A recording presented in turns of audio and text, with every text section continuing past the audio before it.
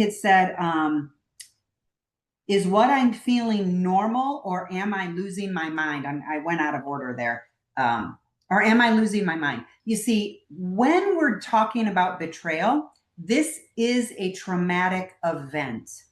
And in the world, we have not recognized betrayal as a traumatic event prior to the late 1980s, early 1990s. So when you talk about like mental health, betrayal trauma is a relatively new, I don't want to say diagnosis, but that's probably the word most people will understand.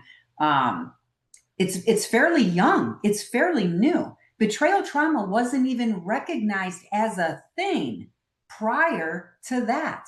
So it makes sense that the thing that solved the problem 50 years ago plus is still being promoted today.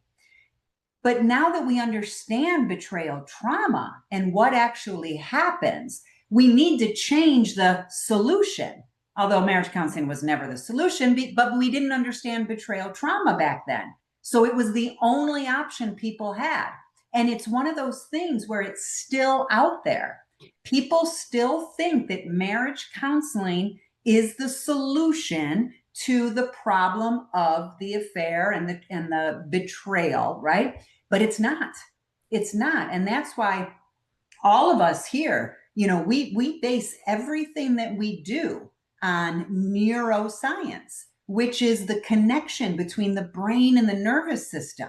Because if we really want to heal, if we really want to get to the other side of pain, if we really want to help unfaithful partners dig deep into the root causes of why they did what they did, then we have to understand how the body actually works.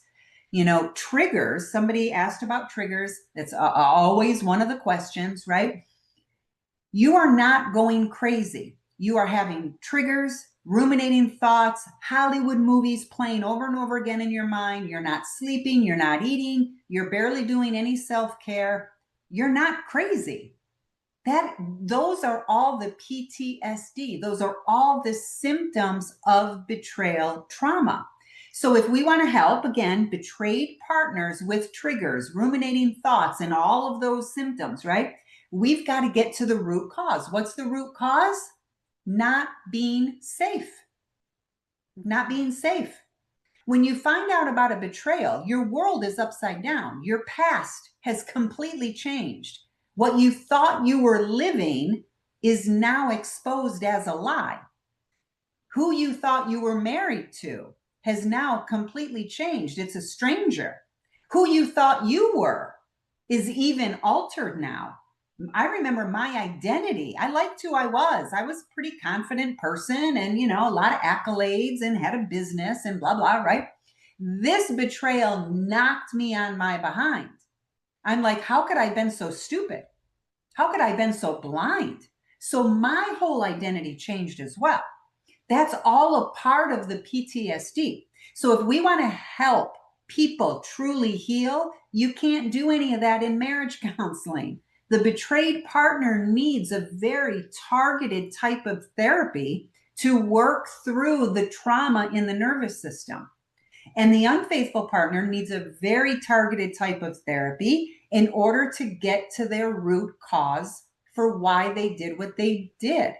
There's going to be a question coming up and I'll go deeper into that root cause why in a second. But so anyway, so marriage counseling, as soon as I heard it in that question, I'm like, oh, we got to talk about that.